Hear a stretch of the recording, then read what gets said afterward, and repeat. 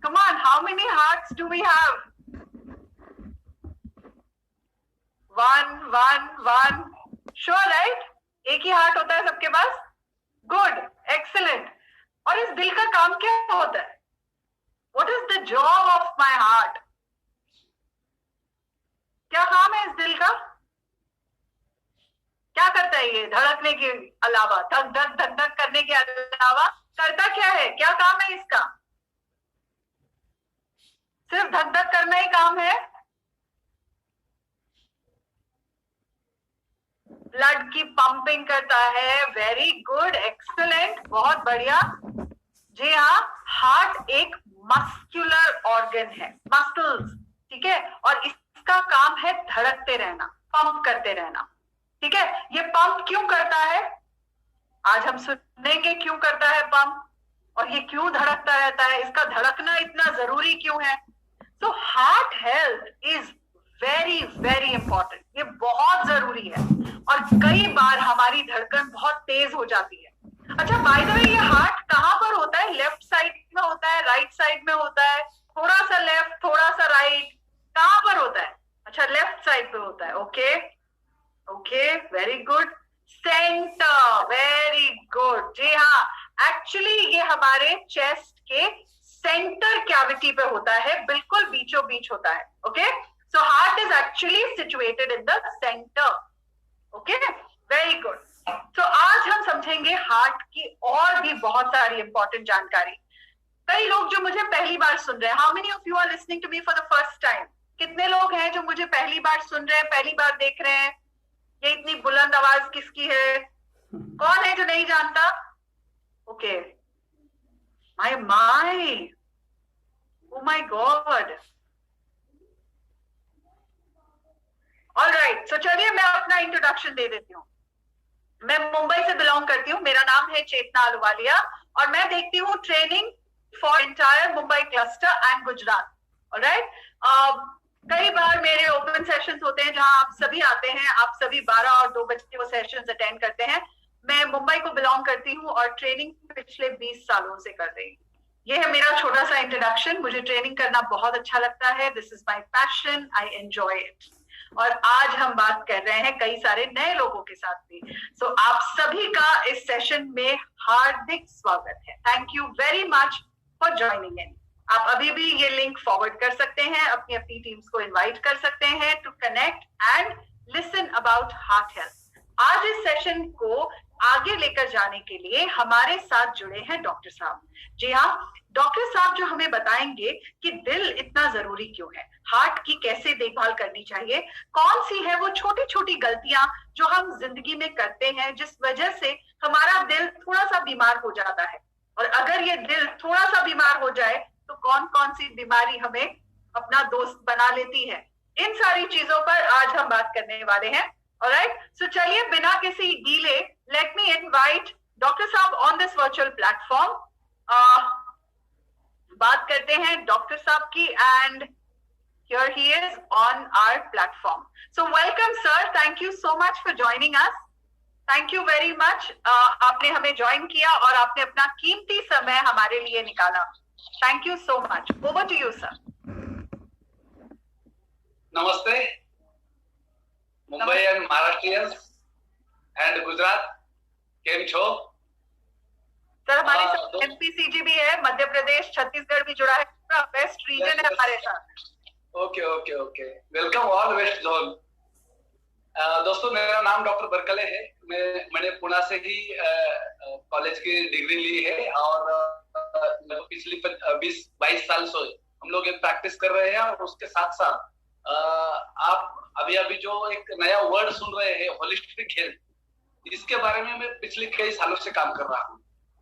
क्योंकि क्या है ना, बहुत सारे डिसीजेस है आजकल के डिसीज, जिसे हम लाइफस्टाइल डिसीज बोलते हैं। ये मेजोरिटी लोग है, मेजोरिटी डॉक्टर है, मेजोरिटी पेशेंट है, मेजोरिटी आम जनता है, ये सोचती है कि बस दवाइयां खाना, उसे बदलते रहना और उसी के साथ जीना, यही हमारा काम है। लेकिन दोस्तों, एक नया ट्रेंड है और जो आयुर्वेद के हिसाब से 3000 सालों से आया है कि कोई भी ऐसी डिसीज है, बीमारी है, उसे जड़ से अगर सोचा और उसका अगर प्रॉपर क्या रूट कॉज है वो अगर निकाला और वहां से ट्रीटमेंट शुरू किया, वहां से लाइफस्टाइल का बदलाव शुरू किया, तो गारंटेड आप रिवर्सल भी पा सकते हैं। मैं जब पुणे में वाईसीएम अस्पताल के बाद रूरल इंटर्नशिप के लिए गया था, और वहां एक बार मुझे ऐसे ही थोड़ा सा सर में दर्द लगा, थोड़ा चक्कर आना शुरू हुआ, और उस टाइम मैंने देखा तो मेरा ब्लड प्रेशर बढ़ा था, और उस टाइम मेरा वेट अभी 73 है, उस टाइम 53 था। देखो उम्र भी कम था, वेट भी कम था, और मैं हाइपरटेंसिव था। तो उस टाइम एक गोली मुझे चालू हुई डॉक्टर रेड्डीज के स्टैमलो 5 करके। और दोस्तों लोगों को बताना बहुत आसान होता है, लेकिन खुद अगर कुछ मेडिसिन लेना है किसी डॉक्टर को तो बहुत दर्द भरा रहता है, क्योंकि सब साइड इफेक्ट हमारे आंखों के सामने आते हैं। तो दोस्तों उसी दिन मैंने ठान लिया कि जो लोगों को बताता हूँ वो खुद करना चाहिए, और शुरू किया।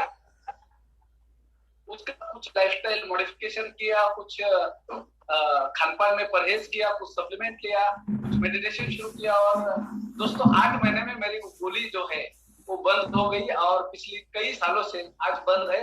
मेरा बीपी नॉर्मल है, और पिछली साल में इंस्टाग्राम में मैंने डाला था कि now I was hypertensive, now I am normal BP. तो बहुत सारे लोगों ने पूछा क्या है दोस्तों, कुछ लोगों को उसका फायदा भी हुआ।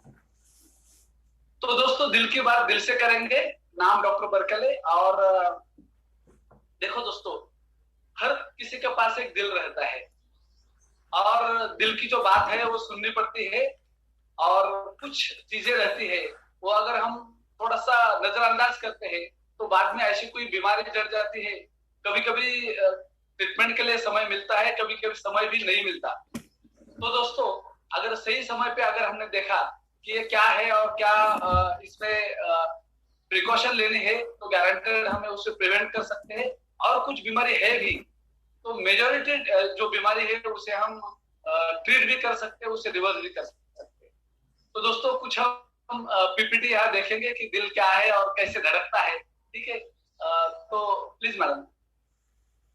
दोस्तों जैसे भी हमने सुना, हार्ट हमारा एक मस्कुलर ऑर्गन है, वो दोनों फेफड़ों के बीच में रहता है, स्लाइटली लेफ्ट साइड पे रहता है। लेकिन कई साल पहले मैं एक पेशेंट देख रहा था, ऐसा ही गर्मी का सीजन था, वो दूर की रिश्तेदार ही थी और बंबई से आई थी, मैरिड वुमन थी, और मैं लेफ्ट साइड से ऑस्कल्ट कर रहा था, सर्दी खांसी की वजह आई थी, और मैं कर रहा था, मुझे जो भी लंग्स के आवाज है वो आ रहे थे, लेकिन हार्ट का आवाज नहीं आ रहा था। तो मुझे थोड़ा पसीना आ गया। बाद में मैंने फिर सब जगह ऑस्कल किया तो पता चला कि राइट साइड में दिल धड़कता है। तो दोस्तों वो मेरा फर्स्ट पेशेंट था जिसे डेक्टोकार्डिया था, राइट साइड में हार्ट था। तो दोस्तों ऐसा भी होता है। मैंने उसको पूछा कि आपको पता है क्या, तो बोले हाँ पता है, लेकिन उसने मुझे बताया नहीं था। तो ऐसा भी कई केसेस में होता है कि थोड़ा राइट साइड में भी हो सकता है। तो हार्ट हमारी जो मुट्ठी है, एक मुट्ठी जैसा ऑर्गन रहता है, जिसकी भी मुट्ठी है उसके साइज का, उसका हार्ट का साइज रहता है, और हार्ट डे नाइट पंप करता है ब्लड को। जो उसकी जो राइट साइड है वो पूरा जो भी लंग्स है वहां डीऑक्सीजनेटेड ब्लड पंप करता है, और जो भी लेफ्ट साइड है वहां से वेंट्रिकल से पूरा बॉडी को ब्लड जाता है, ठीक है। एंड वो कंटिन्यूअसली पंप करता है। लगभग हार्ट का जो हार्ट रेट जिसे हम बोलते हैं वो एवरेज 72 रहता है, लेकिन पर्सन टू पर्सन वैरी रहता है। मेरा लगभग 65 रहता है। जो एथलेट्स है उसका 50-55 ऐसा ही रहता है, क्योंकि उनका हार्ट का जो साइज है, मसल्स है, बहुत स्ट्रांग होते हैं, और जिस एक पंप में जो इंजेक्शन करते हैं ब्लड, उसका क्वांटिटी भी ज्यादा रहता है। लेकिन कुछ लोगों का अगर हार्ट वीक है, जिसका इंजेक्शन फ्रैक्शन कम है, तो थोड़ा हार्ट रेट बढ़ भी जाता है। और बहुत सारे ऐसे केसेस है कि या कंडीशंस है जिसमें हार्ट रेट ज्यादा बढ़ता है। तो ज्यादा कम होना भी डेंजर है, ज्यादा बढ़ना भी डेंजर है। 60 to 100 के बीच में है, लगभग 72 के आसपास है, तो अच्छा है। आगे हम देखेंगे।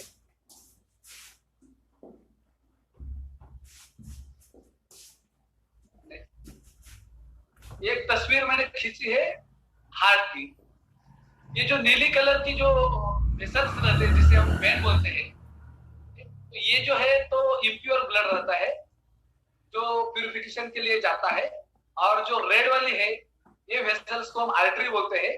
इसमें क्या होता है, प्योर ब्लड रहता है, ऑक्सीजनेटेड ब्लड रहता है।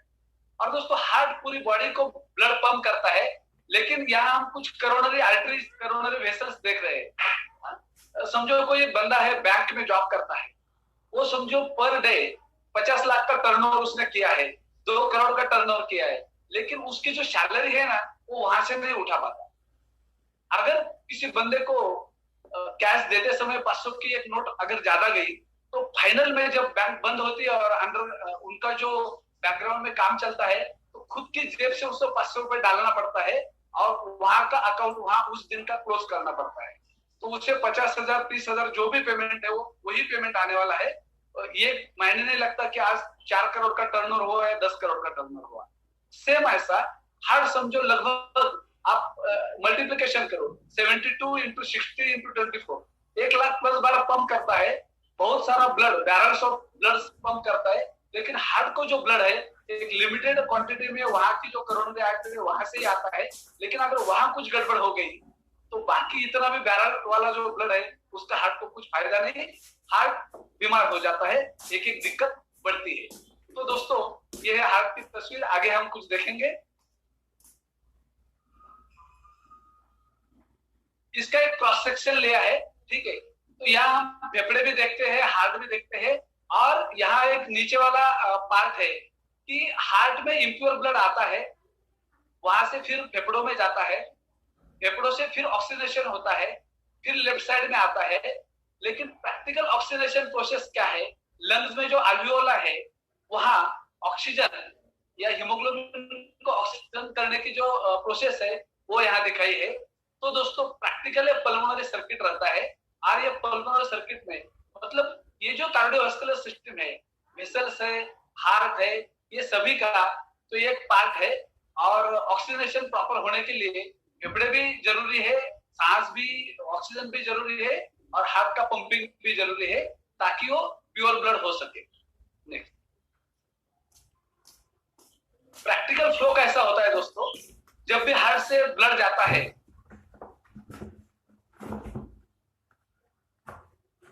तो इलेक्ट्रिक आर्टरी से जाता है, मस्कुलर आर्टरी, आर्टियोलस मतलब छोटे छोटे आर्टरी रहते हैं, कैपिलरीज में जाते हैं, और प्रैक्टिकल वहां ब्लड का परफ्यूजन हो जाता है, और ब्लड के ऑक्सीजन में कैरी करता है। बहुत सारा जैसा कि सीरम रहता है, रेड ब्लड सेल्स रहते हैं, व्हाइट ब्लड सेल्स रहते हैं, प्लेटलेट्स रहते हैं, ऑक्सीजन रहता है जो हीमोग्लोबिन के साथ रहता है, और सबसे बढ़िया न्यूट्रिएंट्स रहते हैं, क्योंकि हमारे बॉडी की जो भी सेल्स है उसे न्यूट्रिशन पहुंचाना ये भी ब्लड का काम है। और प्रैक्टिकल जब एंड जो रिजल्ट है सेल्स, यहाँ सेल से फिर दोबारा क्या होता है कि वेन्यूल्स बन जाते हैं, बाद में मीडियम साइज वेन बनते हैं, लार्ज वेन बनते हैं, इंफीरियर सुपीरियर वेना क्या बनती है, और वहां से क्या होता है राइट एट्रियम में ब्लड आ जाता है, वहां से राइट वेंट्रिकल में आता है, राइट वेंट्रिकल से पूरा फेफड़ों में जाता है, और फेफड़ों से लेफ्ट एट्रियम में जाता है, लेफ्ट एट्रियम से लेफ्ट वेंट्रिकल में आता है, और लेफ्ट वेंट्रिकल से पूरा एओर्टा के साथ बॉडी में जाता है। तो ये दोस्तों एक साइकिल है और ये लगातार चलती रहती है, ठीक है। इसमें कहां भी कुछ भी दिक्कत आती है तो बहुत बड़ा प्रॉब्लम हो जाता है। नेक्स्ट हम देखेंगे।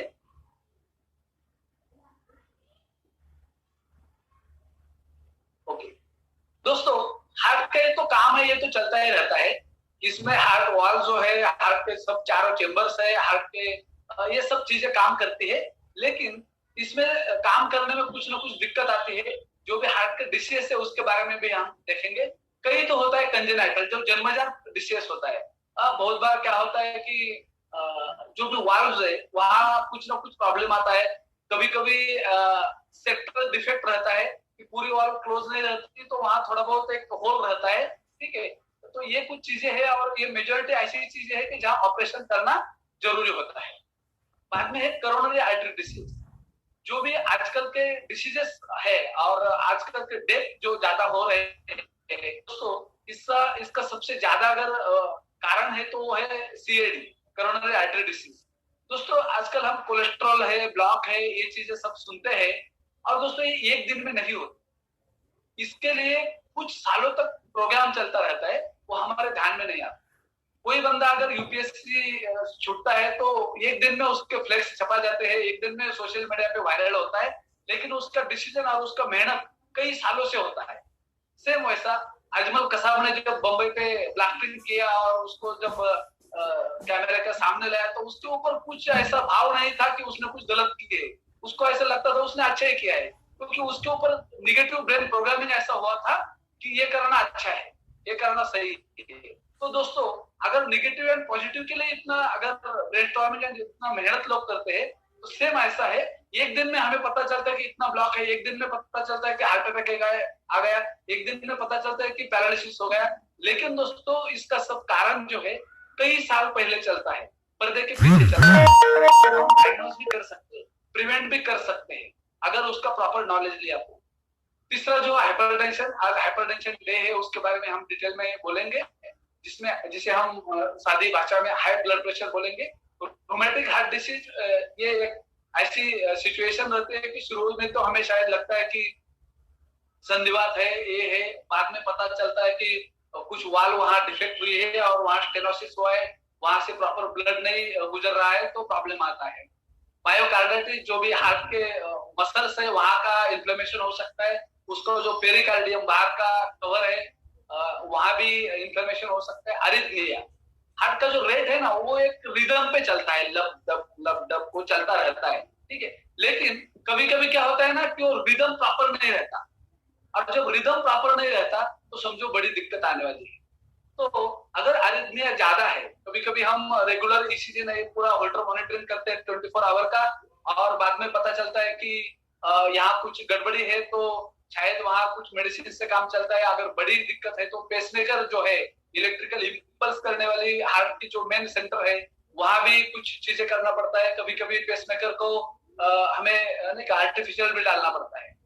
अनस्टेबल अंजाइना जो है, सडनली लेफ्ट साइड पे पेन एंड लेफ्ट हैंड को पेन भी होते हैं, और अनस्टेबल अंजाइना कभी कभी हम सिंपल हाइपर एसिडिटी करके ट्रीट करते हैं, बाद में पता चलता है कि ये बहुत बड़ा प्रॉब्लम है। तो दोस्तों, कोई भी चेस्ट पेन को कभी नजरअंदाज नहीं करना है, उसके साथ प्रॉपर डायग्नोस करना है और प्रॉपर ट्रीटमेंट भी लेना है। वाल्व के डिसीज रहते हैं, हार्ट अटैक, हार्ट फेल्यूर है। दोस्तों, हार्ट फेल्यूर है और हमें अगर हार्ट ट्रांसप्लांट करना है तो बहुत कम सेंटर है कि जहाँ हार्ट ट्रांसप्लांट होता है, और उसका जो खर्चा है या डोनर है वो इतना आसान नहीं है। तो दोस्तों, ये नौबत ना आए, इसके लिए हम पहले समझे कि कैसे हम हार्ट को अच्छा रखें, कैसे हम हार्ट हेल्थ को अच्छा रखें, और उसके लिए कैसे हम प्रिवेंट कर सके और लाइफस्टाइल में क्या सुधार कर सके।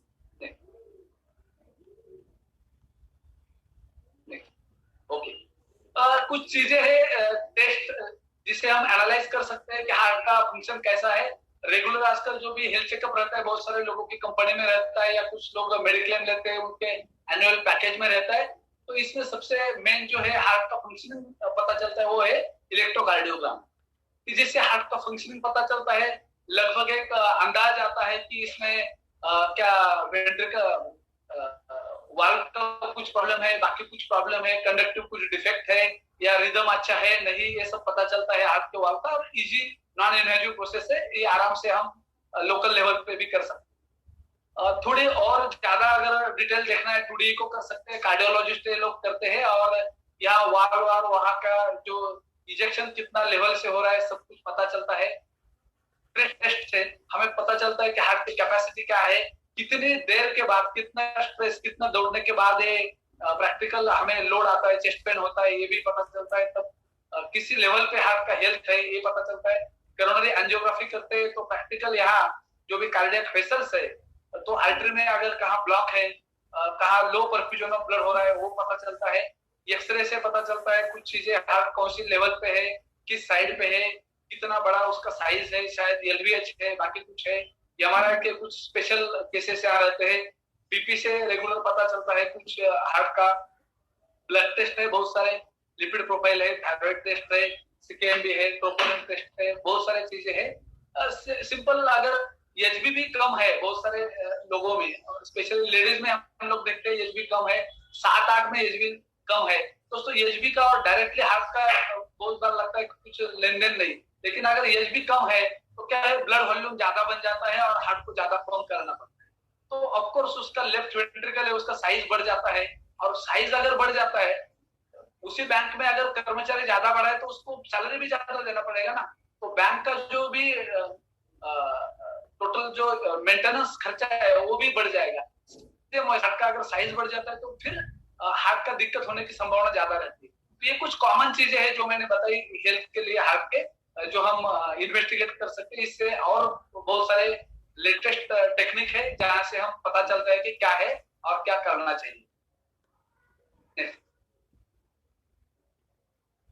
दोस्तों, आज वर्ल्ड हाइपरटेंशन डे है और हार्ट की हेल्थ तो हम देखेंगे, करेंगे, जो हार्ट के लिए जरूरी है सब चीजें करेंगे, लेकिन बेसिक चीज है और बहुत सारे हार्ट डिसीज का जो ओरिजिन है वो शायद यहाँ से होता है, ठीक है, वो है हाइपरटेंशन या हाई ब्लड प्रेशर। तो क्या है, समझो जो आर्टरी है, हार्ट वेसल है, वो एक पाइप है और वहां से ब्लड जा रहा है। तो पाइप के ऊपर उसके जो वाल है, जो भित्ति है, उसके ऊपर कितना ब्लड प्रेशर दे रहा है उसे बोलते हैं ब्लड प्रेशर। ओके, और दुख की बात यह है, इंडिया में अर्बन जोन में लगभग 30% एडल्ट जो है वो हाइपरटेंसिव है और रूरल में लगभग 25% लोग जो है हाइपरटेंसिव है एडल्ट। दोस्तों, ये साइलेंट किलर है, इसे नजरअंदाज मत करो। और एक दुख की बात यह है कि इसमें से 50% लोगों को पता ही नहीं रहता कि उन्हें हाइपरटेंशन है, उन्हें कभी सिम्टम भी नहीं रहता और उन्हें कभी चेक नहीं किया होता। ओके, और जिसने भी चेक किया है उसमें से 50% लोग शायद चेक भी किया है लेकिन कुछ सिम्टम नहीं दिख रहा, या डॉक्टर ने 2 महीने की गोलियां दी थी, 2 महीने की गोलियां खाई, बाद में दोबारा फॉलोअप के लिए नहीं गए, तो पता भी है हाइपरटेंशन है लेकिन ट्रीटमेंट नहीं ले रहे। दोस्तों, उसमें से 50% लोग ऐसे हैं जो ट्रीटमेंट ले भी रहे हैं लेकिन रेगुलर ट्रीटमेंट नहीं ले रहे या प्रॉपर फॉलोअप नहीं ले रहे। 4 साल पहले किसी डॉक्टर ने एक बार टैबलेट चालू की थी, वही टैबलेट चालू है, वही टैबलेट चालू है। हाँ, उन्हें पता नहीं कि कम हो रहा है, ज्यादा हो रहा है, बाकी कुछ है, तो प्रॉपर ट्रीटमेंट नहीं लेते। ये बहुत शौक की बात है। एंड दोस्तों, अगर ऐसा ही अनट्रीटेड हाइपरटेंशन रहेगा तो मैंने पहले बोला साइलेंट किलर है। समझो पाइप है और वहां से ज्यादा फ्लो पानी का जा रहा है, तो क्या होता है, पानी वो पाइप है जो बस्ट हो जाता है। सेम ऐसा है कि अगर हाइपरटेंशन बढ़ जाता है तो जो आर्टरी है वो कहां ना कहां बस्ट हो जाती है, या तो वहां ब्लड परफ्यूजन कम हो जाता है, वहां का इस्कीमिया होता है, तो उस पार्ट का फंक्शन जो है वो कम होता है, या पाइप बस्ट हो जाता है तो हिमेटोमा हो जाता है, तो वहां क्या होता है, वहां का हिमेटोमा की वजह से वहां का भी कार्यक्रम जो काम है करने का उस ऑर्गन का वो बंद हो जाता है। तो हार्ट में अगर ये दिक्कत होती है तो क्या होता है, हार्ट अटैक आ जाता है। ब्रेन में आता है तो क्या होता है, पैरालिसिस हो जाता है, ब्रेन स्ट्रोक जिसे हम बोलते हैं। किडनी का अगर ब्लड परफ्यूजन हमेशा हाई ब्लड प्रेशर से हो रहा है तो किडनी फेल्यूर हो जाता है, और कई तो ऐसे केसेस मिलते हैं उनका पूरा पता ही चला कि किडनी फेल्यूर है, बहुत अभी डायलिसिस की जरूरत है, और बाद में पता चलता कि इन्हें हाइपरटेंशन था कई सालों से, और कभी चेक भी नहीं किया, कभी ट्रीट भी नहीं किया। बहुत सारे ऐसे भी केसेस होते हैं जो हेमिप्लेजिया पैरालिसिस करके आते हैं, तब तक उन्हें कुछ पता ही नहीं रहता और बाद में पता चलता है कि उन्हें हाइपरटेंशन है और कई सालों से था, कभी चेक भी नहीं किया, कभी ट्रीट भी नहीं किया और सीधा पैरालिसिस होके आए। कभी कभी तो कोमा में भी जाते हैं, कभी कभी तो वहां से रिटर्न भी नहीं आते। ऐसे बहुत सारे ऑर्गन्स है जहां अनट्रीटेड हाइपरटेंशन तकलीफ देता है। आंखों में अगर यही लो ब्लड परफ्यूजन रहता है हाइपरटेंशन की वजह से, तो वहां भी क्या होता है, आई का प्रॉब्लम होता है, और ये प्रॉब्लम रेटिना का होता है। दोस्तों, रेटिना की जो भी प्रॉब्लम है वो इरिवर्सिबल रहते हैं। एक बार अगर मैकुला, एक बार अगर रेटिना का कुछ प्रॉब्लम हुआ तो उसे कुछ ट्रीटमेंट नहीं हो पाता। एंड डिमेंशिया, जैसे मैंने बोला कि ब्रेन में अगर इस्कीमिया हो जाता है तो वहां का क्या होता है, थोड़े थोड़े ऐसे ब्लड परफ्यूजन कम है तो ऐसे पार्ट बनते हैं कि वहां उतना ब्लड परफ्यूजन नहीं हो रहा है, तो वहां का काम जो है वो कम होता है। और बहुत सारे लोगों में हम देखते हैं कि 50 के बाद उनका थोड़ी याददाश्त कम हो गई है, ठीक है। उनका अगर सीटी स्कैन एमआरआई कुछ हम इन्वेस्टिगेट करते तो बाद में पता चलता है कि अभी सेरेब्रल एट्रोफी हुई है, ठीक है, मेंदु ऐसा थोड़ा सिकुड़ गया है, तो ऐसी कुछ चीजें बाद में दिखाई देती है। तो एक बार एट्रोफी हो गई, ठीक है, तो एट्रोफी होने से मतलब वहां कुछ हम ट्रीटमेंट नहीं कर सकते, लेकिन पहले से ही अगर ब्रेन का टॉनिक और वहां का अगर हम प्रॉपरली न्यूट्रिशन देते हैं एंड ब्लड अगर अच्छी तरह से जाता है तो ये दिक्कत आएगी। नेक्स्ट, अभी हम देखेंगे कि नॉर्मल बीपी क्या रहता है। दोस्तों नॉर्मल बीपी रहता है, ऊपर वाला जो है सिस्टोलिक एंड डायस्टोलिक, ऊपर वाला सिस्टोलिक, नीचे वाला डायस्टोलिक रहता है, एंड 160 120 80 mmHg ये इसका बेसिक लेवल है। एंड पहले ऐसे माना जाता था कि लेट एज में जैसा भी उम्र बढ़ जाता है तो ब्लड प्रेशर बढ़ना एक कॉमन चीज है, लेकिन दोस्तों ऐसा नहीं है। 120 80 यही उसका कॉमन एंड स्टैंडर्ड जो है वो रीडिंग है। और हाइपरटेंशन इससे ज्यादा है तो इसे हम हाइपरटेंशन ही बोलते हैं। 130 80 तक जाता है, इसे हम स्टेज 1 हाइपरटेंशन बोलते हैं। और ये हाई लेवल मतलब हाई नॉर्मल रहता है, इसी लेवल पे ट्रीटमेंट की जरूरत नहीं रहती, लेकिन लाइफस्टाइल के सुधार करने की जरूरत होती है, वो नॉर्मल पे आ सकते हैं। एंड जब यही थोड़ा बढ़ के 140 90 तक जाता है तो इस लेवल पे ट्रीटमेंट की जरूरत रहती है। इसके साथ साथ लाइफस्टाइल मॉडिफिकेशन की जरूरत रहती है। लेकिन बहुत बार क्या होता है कि जो भी अभी ये जो पेशेंट जाता है एमडी मेडिसिन डॉक्टर के पास जाता है, वहां भीड़ रहती है। डॉक्टर साहब को इतना टाइम नहीं रहता कि लोगों को डिटेल में बताए जो भी लाइफस्टाइल में बदलाव करना है। और पेशेंट को भी ये होता है कि तुम मुझे गोलियां लिख के दे दो, मैं ठीक हो जाऊंगा, मेरा जो तकलीफ है, मेरा जो सरदर्द हो रहा है, चक्कर आ रहा है, ये कम होना चाहिए। तो पेशेंट भी बहुत बार ज्यादा विलिंग नहीं रहता, डॉक्टर भी ज्यादा विलिंग।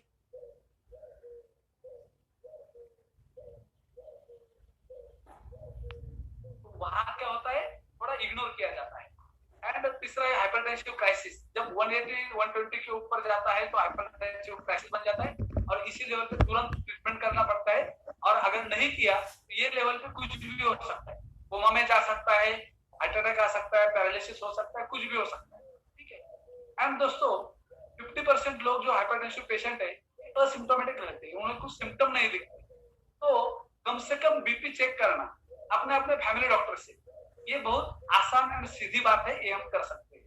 बीपी चेक करते समय हमने जाने के बाद कम से कम 5-10 मिनट आराम से बैठना है, बाद में बीपी चेक करना है।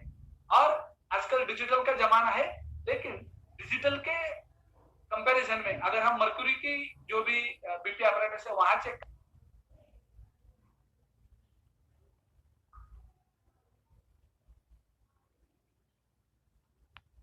सिटिंग या सुपाइन पोजीशन में रिजल्ट अच्छा मिलता है।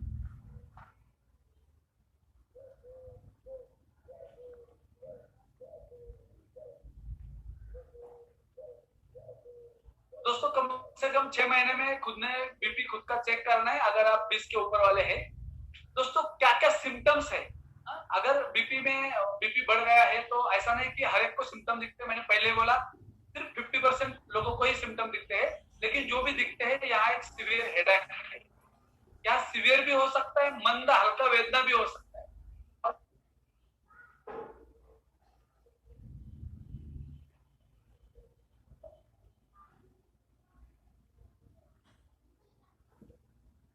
सर आप म्यूट पे हैं।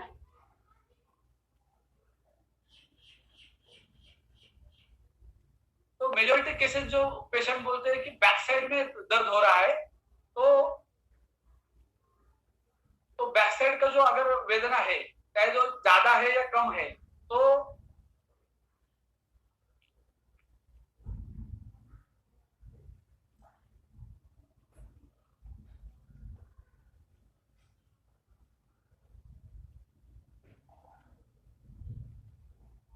Sir, we can hear you. Please continue.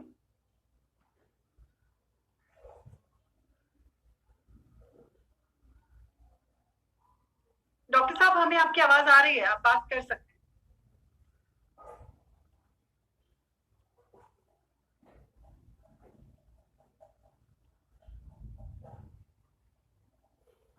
I think there is some network problem.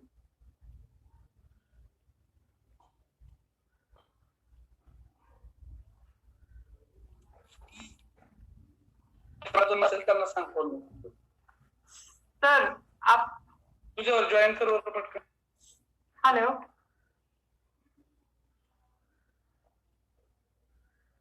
Doctor साहब आप म्यूट पे हैं।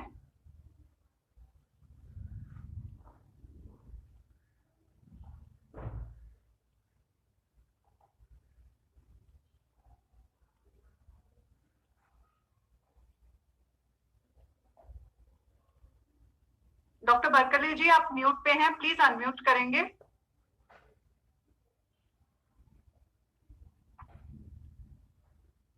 Okay, I take it forward from here. आपके सामने जो स्क्रीन है वो आपको बता रही है कि किस प्रकार आपका ब्लड प्रेशर होना चाहिए। तो ब्लड प्रेशर यहाँ पर आप देख सकते हैं, ब्लड प्रेशर इज अबाउट 180/20, यानी कि 180/20 आपका ब्लड प्रेशर अगर होता है 180/120, that is suppose to be the normal blood pressure. अब अगर ब्लड प्रेशर हाई है, ओके, तो आपको किस प्रकार के सिम्टम्स हो सकते हैं, कैसे पता चलेगा कि ब्लड प्रेशर हाई है? कई बार बहुत ज्यादा हेडेक होती है, या कई बार सिर दर्द काफी हल्का हल्का रहता है बट हेडेक है, okay, that can be one symptom. तो अगर आपको कॉन्स्टेंटली हेडेक रहती है, हर बार सिर दर्द करता रहता है, चाहे वो बहुत ज्यादा हेडेक हो या बहुत कम हेडेक हो, you should not ignore it. All right, 120/80 is your normal blood pressure. 120 systolic and diastolic. Systolic का मतलब अपर एंड लोअर, इस तरह से ब्लड प्रेशर को मेजर किया जाता है। ऑलराइट, अगर ब्लड प्रेशर हाई हो जाता है then these are the few symptoms. one moment, I think sir has joined again. 1 second.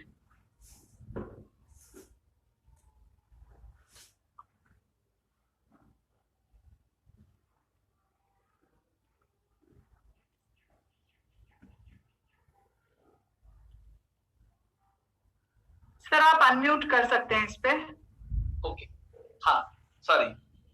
तो सरदर्द जो है ना वो बैक साइड पे सर 1 सेकंड, सर ये स्लाइड पे आपने 180/120 लिखा है, please explain what this means. Okay, तो उसे ये जो स्लाइड दिखाई दे रही है इस पे 120/180 लिखा गया है। ओके ओके, वो हायर है। People with very high blood pressure usually 120/180 और हायर कैन एक्सपीरियंस सिम्टम, मतलब बहुत ज्यादा ये हाइपरटेंसिव क्राइसिस है जी। इससे ये है और इससे ज्यादा है तो यहाँ गारंटेड ये सिम्टम दिख जाते हैं। लेकिन अगर इससे कम है तो कभी कभी सिम्टम दिखते हैं, कभी कभी नहीं दिखते। फिर भी 120/80 के ऊपर अगर है तो हमें उसका प्रॉपरली मॉनिटरिंग करना चाहिए, प्रॉपरली ट्रीटमेंट और लाइफस्टाइल मॉडिफिकेशन कराना चाहिए। ये जो है बहुत हायर, मतलब यहाँ कुछ भी हो सकता है, कोई भी पेशेंट डेथ हो सकती है, ऐसा है।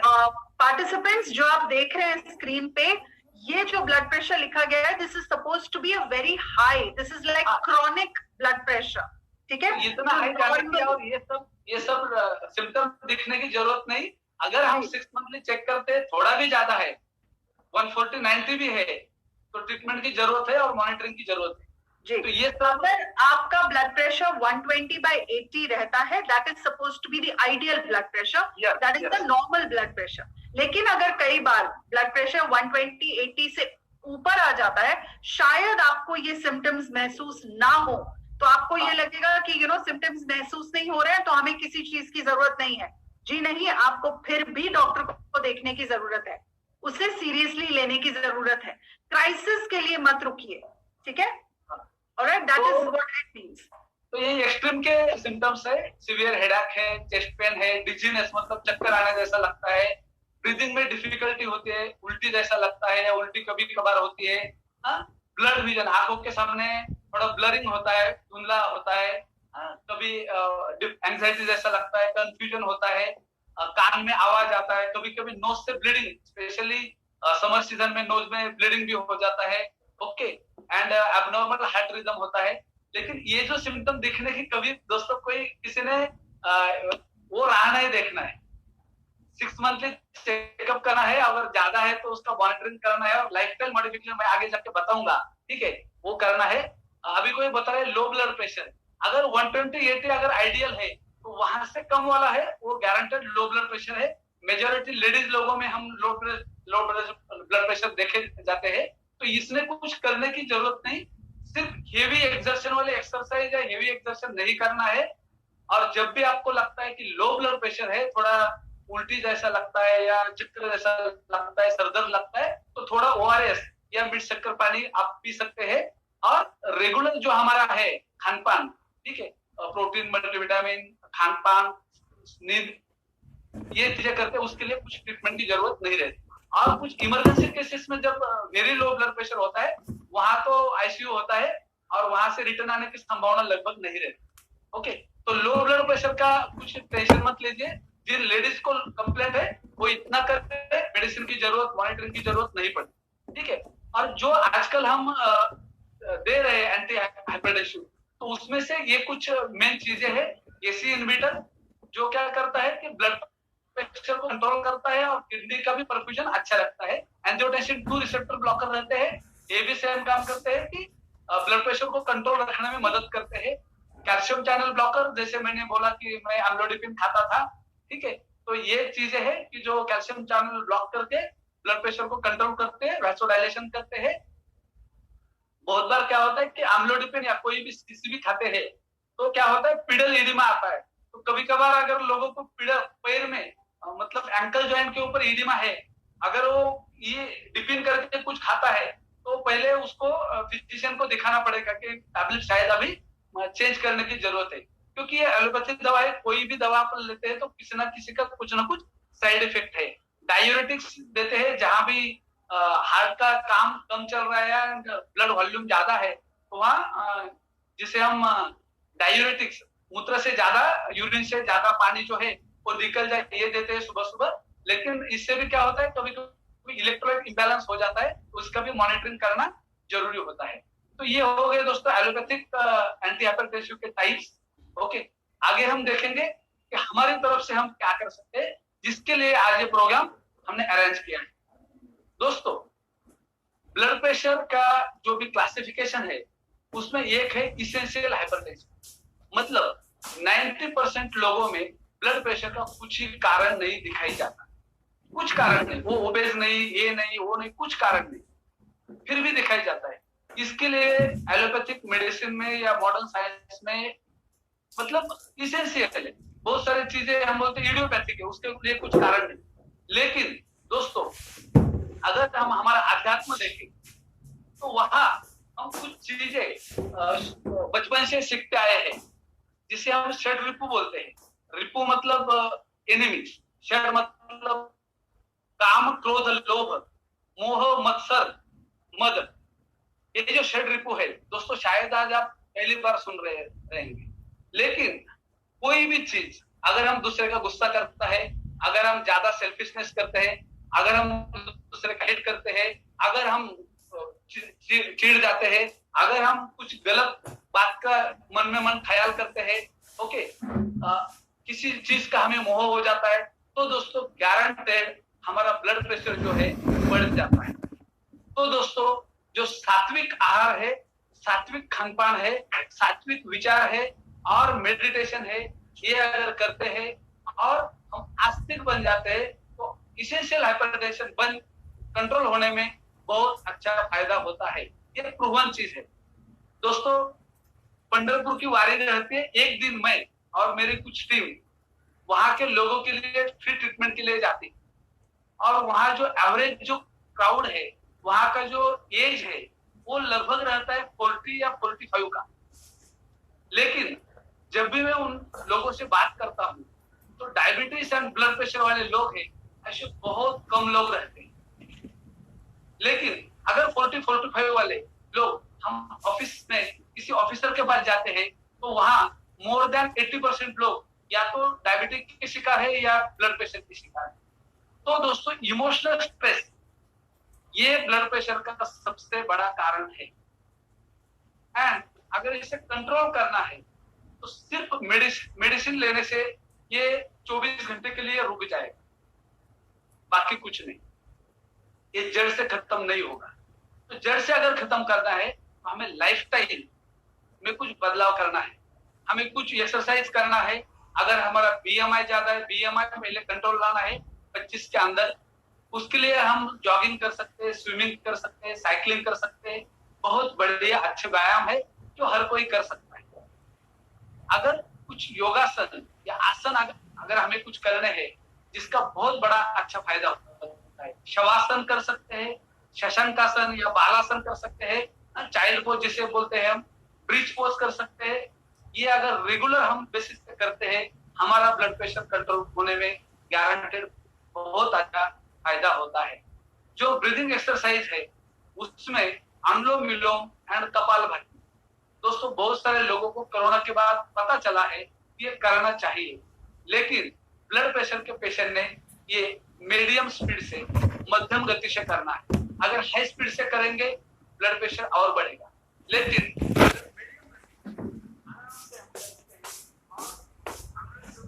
रेगुलर करते हैं तो कारण से कई दिनों में आपका ब्लड प्रेशर कंट्रोल होने में बहुत अच्छा फायदा होता है।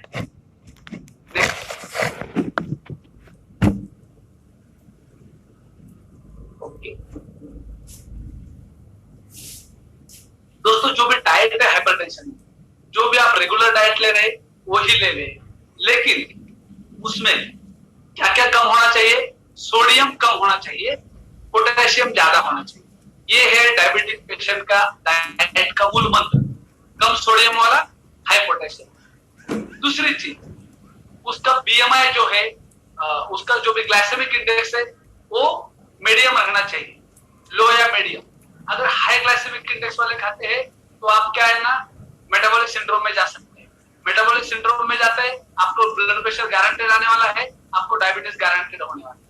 दूसरी चीज, जो गुड फैट है वो हमें खाना है, लेकिन saturated fats and trans fats पूरा परहेज करना है। ये कुछ बेसिक प्रिंसिपल्स है जो hypertension, heart health and healthy health के लिए फायदेशीर है। देखो दोस्तों, तो ब्लड प्रेशर में कौन सा डाइट सबसे ज्यादा जरूरी या फायदेमंद? बॉटल गार्ड या लौकी, जिसे हम दूधी भोपड़ा बोलते हैं।